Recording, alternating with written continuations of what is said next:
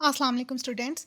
आज हम ये डिस्कस करने जा रहे हैं कि मेथड ऑफ कांस्टेंट स्टिमुलाई जो है इसको क्यों इंट्रोड्यूस किया गया। ठीक है, reason of introduction of method of introducing of method of constant stimuli. ठीक है जी, हमने देखा है कि इस मेथड ऑफ कांस्टेंट स्टिमुलाई से पहले हमारे पास मेथड आया था लिमिट्स का, मेथड ऑफ लिमिट्स।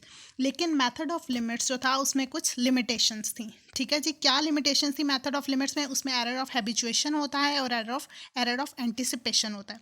ठीक है, एरर ऑफ हैबिचुएशन में क्या होता है, पर्सन बार बार यस करता है जिसकी वजह से हमारा एक्सपेरिमेंट ख़राब हो जाता है। वो ऑब्जर्व ये नहीं कर रहा होता है कि उसने प्रॉपरली क्या सुना है, क्या देखा है। ठीक है, वो अपनी हैबिट के मुताबिक यस कहता रहता है। ठीक है, इस वजह से एरर कॉज होता है। और एरर ऑफ एंटिसिपेशन में क्या होता है, बंदे को ये फील हो रहा होता है, पर्सन को, सब्जेक्ट को, कि चेंज आ चुका होगा। काफ़ी देर से चेंज नहीं आया तो अब चेंज आ गया होगा, तो वो ये फील कर रहा होता है जिसकी वजह से वो रॉन्ग ऑब्जर्वेशन देता है। ठीक हो गया, इससे क्या होता है, एरर कॉज होता है। ठीक है जी, तो इन एरर्स को अवॉइड करने के लिए जो मेथड ऑफ लिमिट्स में आया था, हमारे पास इंट्रोड्यूस किया गया था मेथड ऑफ कांस्टेंट स्टिमुलाई, जिसको हम कहते हैं मेथड ऑफ फ्रीक्वेंसी मेथड भी उसको कहते हैं, method of right and wrong cases भी कहते हैं। और method of right and wrong cases इसका मेनली जो है वो नेम यूज़ किया जाता है।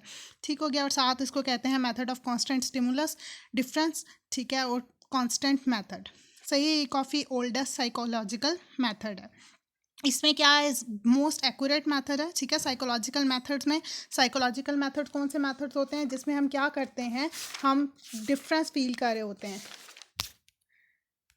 हाँ जी, इसके अंदर हम क्या करते हैं, स्टिमुलस और रिस्पांस के रिलेशनशिप को मेजर कर रहे होते हैं, साथ साथ हम स्टिमुलाई को वेरिएट कर रहे होते हैं। ये वाले जो हमारे मेथड्स होते हैं उनको हम कहते हैं साइकोफिजिकल मेथड्स।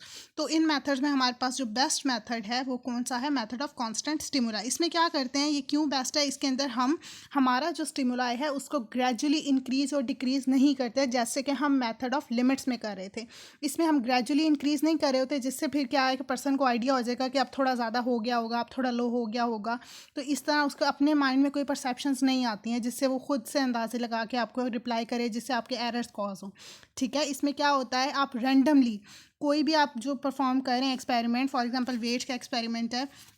ठीक है, तो अगर आपने स्टैंडर्ड 120 लिया हुआ है तो आप रैंडमली कभी 130 दे देते हैं, कभी 110 दे देते हैं। ठीक है, लेकिन हमने मेथड ऑफ लिमिट्स में देखा था कि आप एक दफ़ा जब आपने 120 से अबव जाना है तो आप वो मतलब 150 आपने अगर स्टार्ट किया तो उसको ग्रेजुअली डिक्रीज़ करेंगे, 150 से 145, 40, 35, इस तरह आप ग्रेजुअली डिक्रीज़ करेंगे। और जब आप इंक्रीज़ कर रहे हैं, फॉर एग्जांपल आपने 100 से इंक्रीज़ करना स्टार्ट किया है तो आप 100, फिर उसके बाद 105, 1010, इस तरह ग्रेजुअली जा रहे थे। लेकिन इसमें क्या होता है, आप रैंडमली जाते हैं। ठीक है, स्टैंडर्ड 120 है तो एकदम से आपने कभी 130 दे दिया, कभी आपने 110 दे दिया, फिर आपने 150 दे दिया, फिर आपने 105 दे दिया। तो जो हमारा जो सब्जेक्ट होता है जिस पर हम एक्सपेरिमेंट परफॉर्म कर रहे हैं उसको खुद से कोई आइडिया नहीं होता, तो इस तरह हमारी जो ऑब्जर्वेशंस हैं उनमें एरर नहीं आता। इस मेथड को बेसिकली इंट्रोड्यूस करने का क्या रीज़न था कि इसने error of habituation and error of anticipation को रिमूव कर दिया। So that's all about it. Thank you so much and Allah Hafiz.